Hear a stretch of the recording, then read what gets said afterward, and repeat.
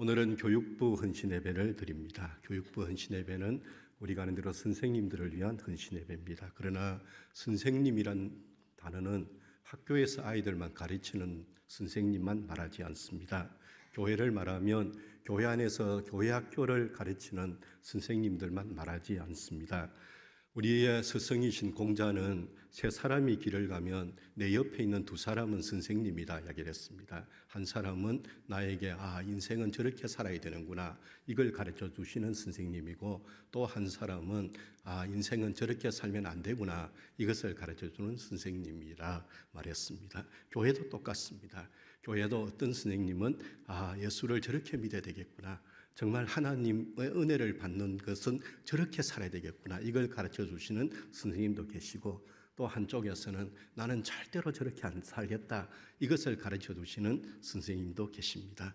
지금 내 옆에 계신 분들도 여러분에게는 선생님이 되십니다. 내 옆에 계신 분에게 나는 어떤 선생님으로 보여질까 한번 생각해 보시고, 오늘 헌신예배를 드리는 교사 선생님 여러분은 여러분의 아이들에게 나는 어떤 선생님인지를 생각해 보는 그런 시간이 됐으면 좋겠습니다.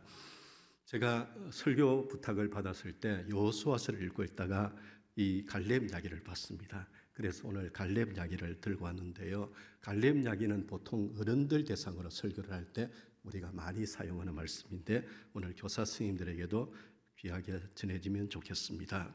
좋은 선생님, 첫 번째로 좋은 선생님은 이런 선생님입니다. 나는 하나님이 선택해 두셨다는 거룩한 자부심 있는 선생님이 좋은 선생님이십니다. 여러분, 성경에 보면 갈렙 이야기는 민수기 13장에서부터 나옵니다. 그때에 모세가 이스라엘 백성을 데리고 가데스 바네스라는 곳에 왔습니다. 거기에서 모세가 12명 정탐꾼을 뽑아서 하나님이 약속한 땅 가나안 땅을 정탐하게 했죠. 그때에 이 갈렙이 유다 집안의 대표로 뽑혔습니다.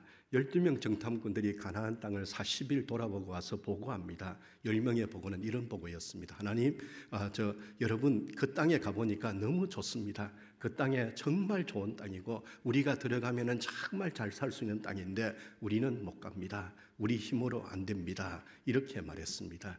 그런데 두 사람의 보고는 그 땅은 정말 좋습니다. 그러나 그 땅에 사는 사람들은 너무 강했습니다. 우리 힘으로 그 땅 정복 못합니다. 그러나 하나님께서 그 땅을 준다 하셨기 때문에 우리가 그 땅으로 갈 수 있습니다. 갑시다 말했습니다. 그 두 사람이 우리가 말했던 갈렙과 여호수아였습니다. 하나님 어떻게 하셨습니까? 12명 정탐 중에 10명은 못 들어갔습니다. 그러나 갈렙과 여호수아는 가나안 땅에 들어가게 되었습니다.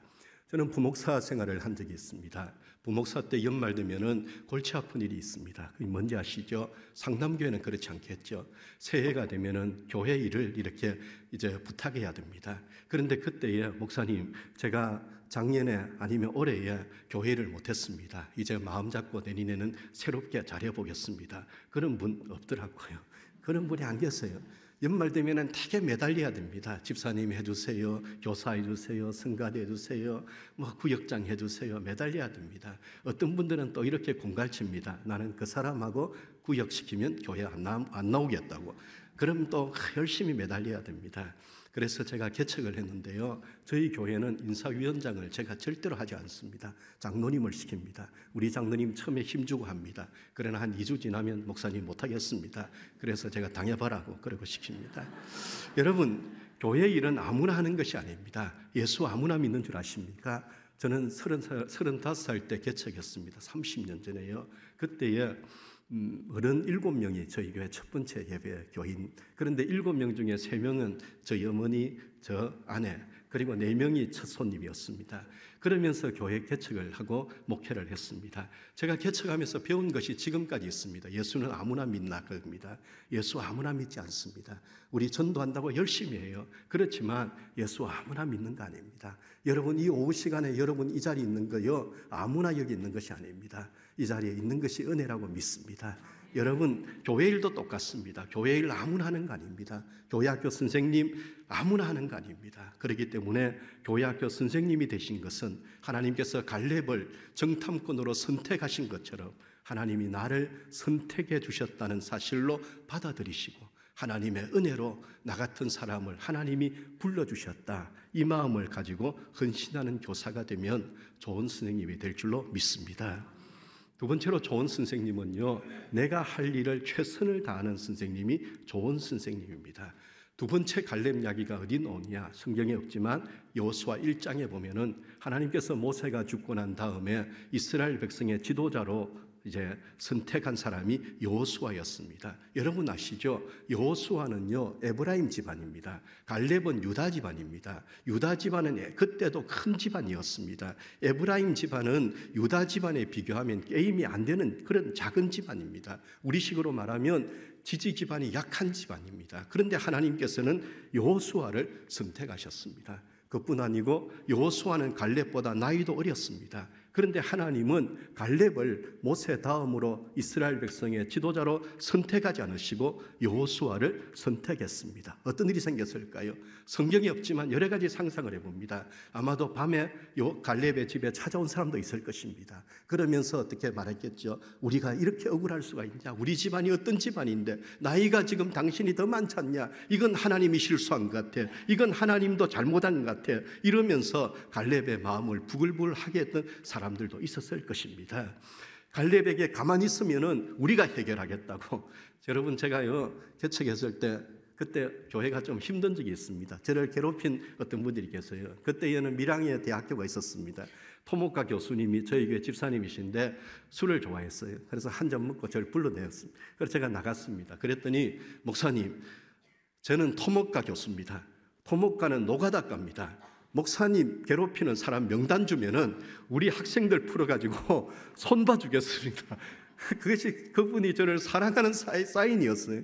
여러분 갈렙에게도 그랬을 거예요. 당신은 가만히 있어. 명단만 주면 우리가 가서 싹 해결하겠다고. 그런 사람이 있었을 거예요. 그런데 성경에 보면은 그때부터 갈렙은 조용하게 사라집습니다. 몇 년 동안요? 45년 동안 성경에 갈렙이란 이름이 나오지 않습니다. 왜 그랬을까요? 만약에 그때 갈렙이 기분 나쁘다고 여호수아에게 달라들었든지 아니면 기분 나쁘다고 하나님 이건 뭔가 잘못됐습니다 이러면서 했더라면 이스라엘은요 여호수아파 갈렙파로 나뉘어서 치열하게 싸웠을 것입니다. 그런데 갈렙은 침묵하고 45년 동안을 기다렸습니다. 왜 기다렸을까요? 그 시간 동안 뭘 했을까요? 여호수아가 이스라엘 백성의 지도자가 될 수 있도록 조용하게 갈렙은 살았습니다. 좋은 선생님은 어떤 선생님일까요? 좋은 선생님은 내가 할 일이 무엇인지를 알고 사는 사람. 좋은 선생님은 내가 하지 않아도 되는 일이 무엇인지 아는 사람. 저는 그 사람이 좋은 선생님이고 내가 할 일이 무엇인지를 알았을 때 그때의 기회가 주어지면 최선을 다하며 헌신하는 사람이 좋은 선생님이라고 믿습니다. 여러분 좋은 선생님 되시기를 축복합니다. 그래서 안 알아줘도 괜찮아요. 안 알아줘도 성질 내지 마시고 하나님의 때가 있습니다. 다 때가 있습니다. 세 번째로 좋은 선생님은 준비하는 선생님이라고 생각합니다. 여러분 45년이 지났습니다. 45년이 지나고 여호수아가 이제 하나님 약속한 땅을 정복해 나갑니다. 그런데 문제가 만났습니다.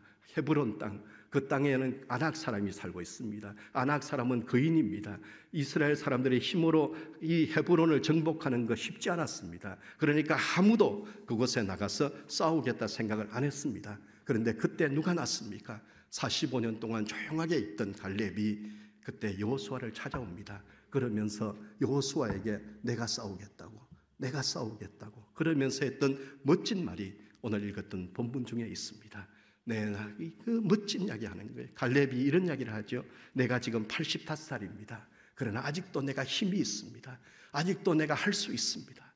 여러분 교회학교 교사는 85살 돼도 하셔야 될 줄로 믿습니다.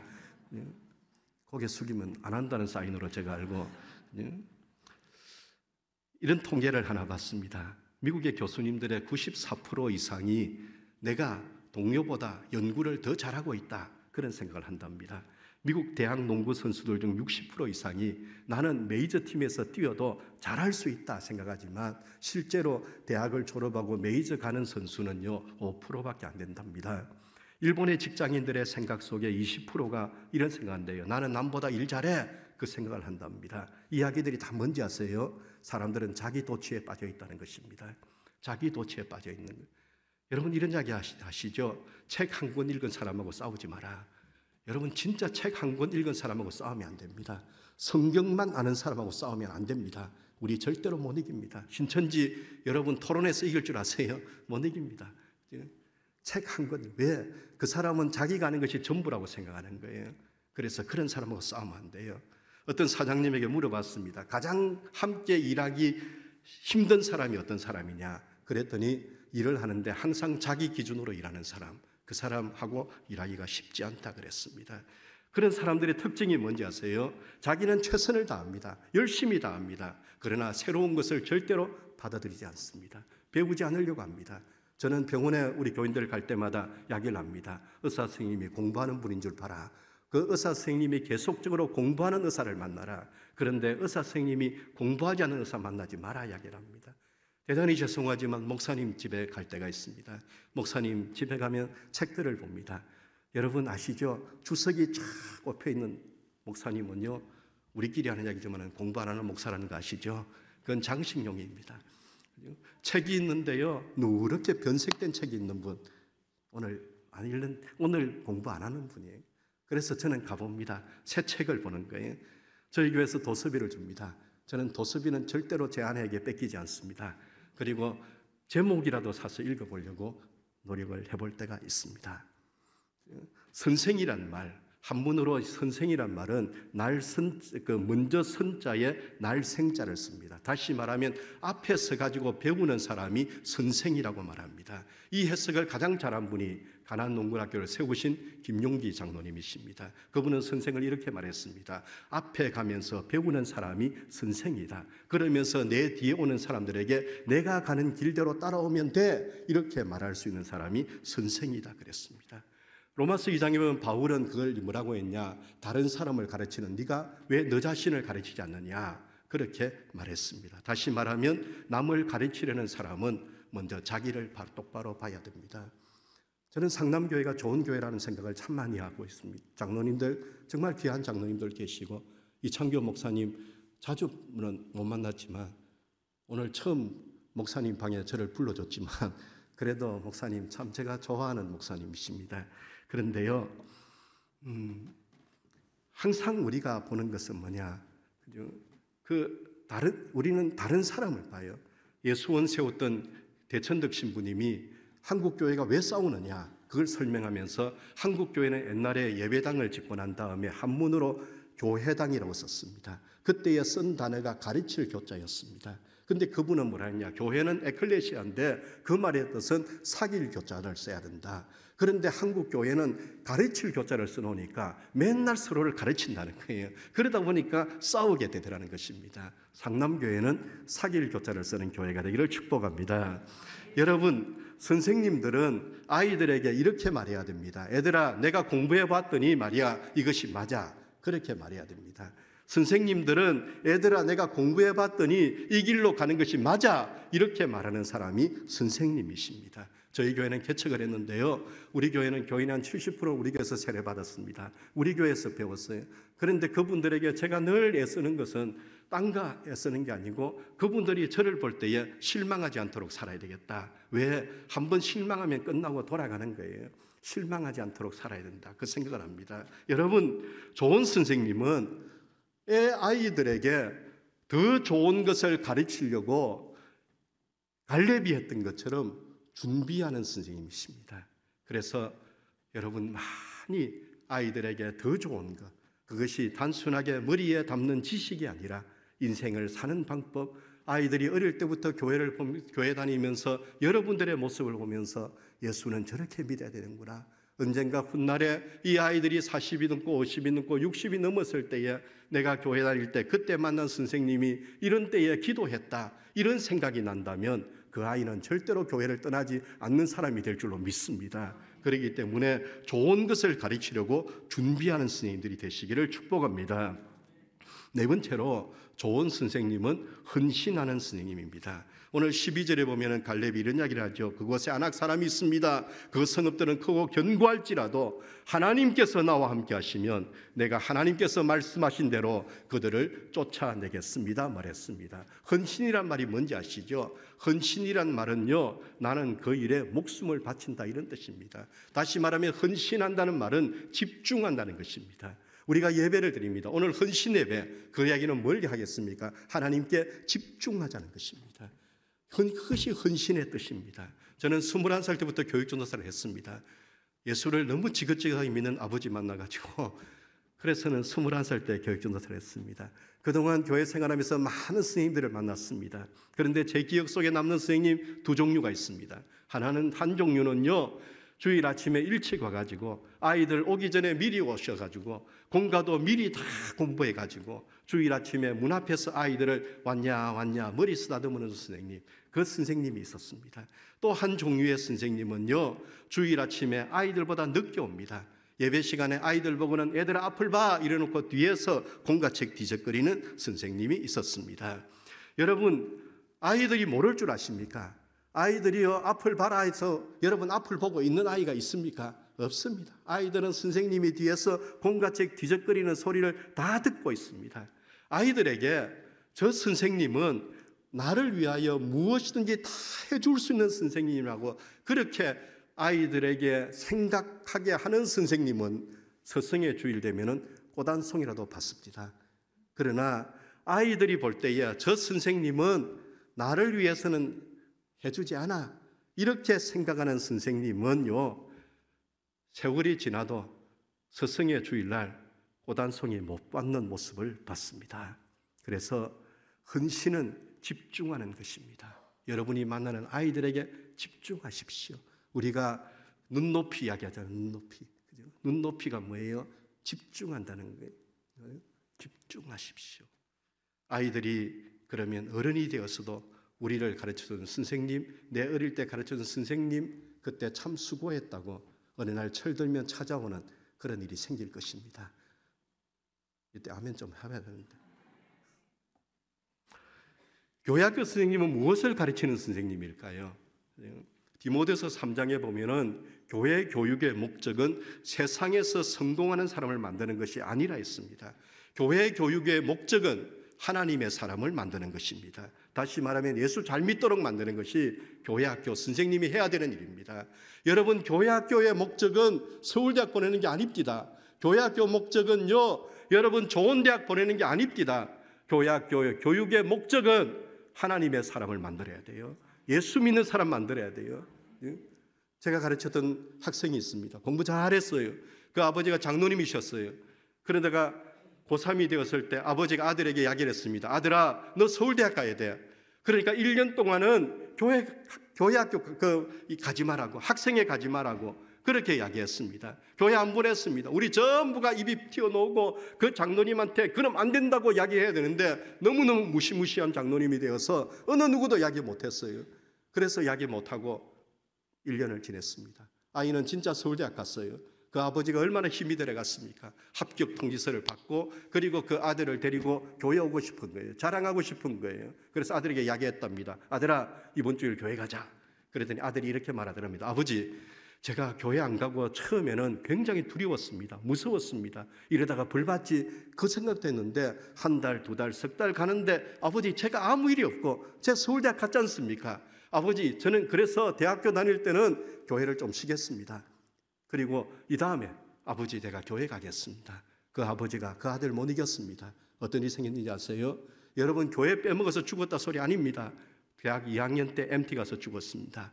그 장로님이 그 다음부터 우리 교회에 고3 자녀가 있는 가정은 이분이 찾아가가지고 김 집사 교회 보내라, 박 집사 교회 보내라 이 소리를 하고 다녔습니다. 우리는 그때요 학생회 걱정 안 했어요. 왜? 그 장로님이 부흥을 다 시켜줬습니다. 그 장로님이 찾아다니면서 저는 그 생각이 늘 합니다. 우리 교회에서도 늘 이야기합니다. 교회 교육의 목적이 뭐냐? 교회 안에서 아이들에게 가르쳐야 할 것이 뭐냐? 그것은 예수 믿는 거라고, 하나님의 사람 만드는 거라고. 여러분, 그런 사람을 만들기 위해서 교회가 가르쳐야 되는 것이 뭔지 아세요? 복음입니다. 복음. 복음은 뭐예요? 굿뉴스, 좋은 약입니다. 여러분의 좋은 약에는 서울대학 가는 게 좋은 약입니까? 여러분이 가르친 아이가 여러분 세상에 성공하는 것을 여러분 복음이라고 생각한다면 우리는 교사 못하는 거예요. 그 교사가 아닌 거예요. 복음은 뭐냐? 저는 개인적으로 누군가가 저한테 묻습니다. 목사님, 성경이 뭡니까? 그럼 제가 성경을 세 마디로 짭니다. 첫 번째는 성경은 하나님이 살아계신다는 것을 말씀하는 거다. 믿음이 좋다는 것이 뭐냐? 하나님은 살아계신다. 이것이 믿어진다면 믿음이 좋다고. 그 어디 있습니까? 창세기 1장 1절에 하나님이 세상을 창조하셨다.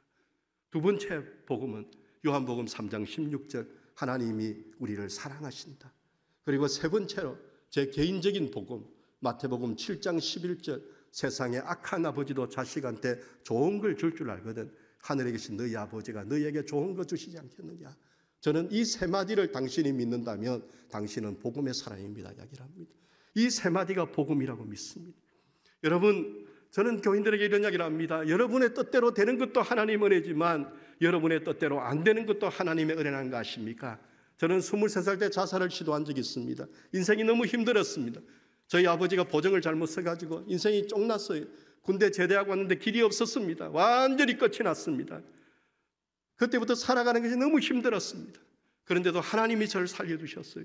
하나님께서 어느 날 17일 금식하고 어느 날 성경을 보는데 마태복음 7장 11절 글자가 제 눈에 확 들어오면서 악한 아버지도 자식한테 좋은 걸 줄 알거든. 하물며 하늘에 계신 너희 아버지가 너희에게 좋은 거 주시지 않겠느냐는 그 말씀이 제 눈에 들어오는데요. 좋은 거 준다는 말씀에 그만 제가 너무너무 좋은 거예요. 하나님이 진짜 저는 모태신앙입니다. 4대 재수 믿었어요. 근데 그때 생각해 보니까 제게 하나님이 없는 거예요. 교회 그냥 다닌 거예요. 교회 놀러 다니고요. 교회 와서 그냥 노는 것이 너무 좋은 그런 아이였다는 겁니다. 그런데 그날 깨달았어요. 좋은 거 주시는 하나님. 그래서 하나님 앞에 기도했습니다. 하나님, 제가 목사 될게요. 그럼 하나님 2개 주셔야 돼요. 하나는 뭐냐? 하나님, 제가 신학교를 가고 하나님, 제가 공부하는데 돈 주셔야 됩니다. 돈. 하나님, 돈 주세요. 저는 돈 달라는 기도를 자주 합니다. 돈 주세요, 돈. 또 한 가지 기도는 하나님, 제가 시험 떨어지지 않아야 됩니다. 제가 목사고시 될 때까지 시험 떨어지면 제가 실망하니까 시험 붙여주셔야 됩니다. 기도했습니다. 그리고 열심히 살았습니다. 학교 학비 제대로 낸 적은 없어요. 그렇지만 여러분, 장학금도 받았고 어떻게 했기 때문에 졸업을 했고요. 저 같은 목사고시 될 때까지 시험도 안 떨어지고 했기 때문에 오늘날 목사가 되었습니다. 여러분, 근데 돌아보니까 생각해보니 하나님 저한테 다 해주신 거예요. 여러분의 믿는 하나님은 어떤 하나님을 믿으십니까? 교사 여러분, 여러분의 가슴에 복음이 있습니까? 여러분의 아이들이 비록 어리지만 여러분의 아이들이 선생님, 우리 예수 믿는 게 뭐예요? 복음이 뭐예요? 말하면 여러분 말씀할 것이 있습니까? 그래서 저는 교인들에게 이야기합니다. 내 뜻대로 안 되는 것 하나님 은혜입니다.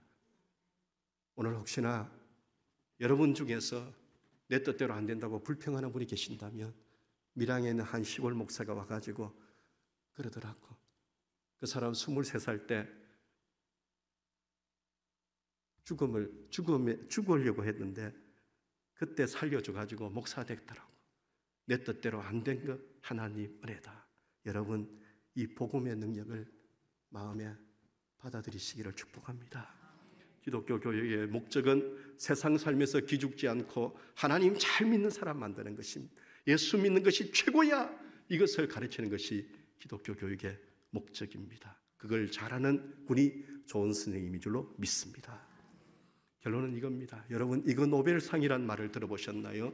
이거 노벨상은 다른 이름으로 괴짜 노벨상 그 이름입니다. 이 상은요 1991년에 미국의 하버드 대학교에서 만들었습니다. 사람들 하여금 과학에 관심을 가지도록 하기 위해서 이 상을 만들었습니다. 10개 부분의 상을 주는데 2022년에 이거 노벨상 물리학상을 받은 사람은 로버트 매클로스키라는 동화 작가입니다. 이분이 쓴 동화가 뭐냐면 아기 오리들에게 길을 비켜주세요. 그런 동화입니다. 이 내용은 이런 거예요. 미국의 보스턴 시민공원에 오리 부부가 8마리 새끼를 데리고 이제 새로운 둥지를 찾아가는 이야기입니다. 그런데 아시죠? 오리떼가 이동할 때는 새끼들을 앞세우지 않습니다. 어미오리가 앞에 섭니다. 그리고 새끼 오리들은 어미 오리가 앞에 가면서 헤엄치면서 만든 파도를 타고 어미 오리를 따라갑니다. 근데 그때에 어미 오리가 만드는 그 아기 오리들이 따라오는 모양이 V자형이나 지그재그형으로 만든다고 합니다. 왜 그렇게 만드느냐? 새끼들이 어미가 만든 파도를 타고 저항을 적게 받고 가장 마지막에 있는 새끼까지도 쉽게 오도록 하기 위해서 그렇게 한답니다. 하나님 만드신 거 기가 막히지 않습니까? 결론은 이겁니다. 다른 사람 가르치기 전에 자기 자신을 가르치십시오. 아이들에게 공과 이야기하기 전에 선생님이 공과를 통해서 은혜를 받아야 됩니다. 아이들에게 예배 잘 드리라 말하기 전에 선생님이 예배 시간에 하나님 앞에 집중해서 은혜를 받아야 됩니다. 그렇게 되시면 여러분 모두는 갈렙 같은 좋은 선생님이 되어서 하늘의 상을 받는 분들이 될 줄로 믿습니다. 그 은혜가 오늘 우리 속에 있기를 주의 이름으로 축원합니다.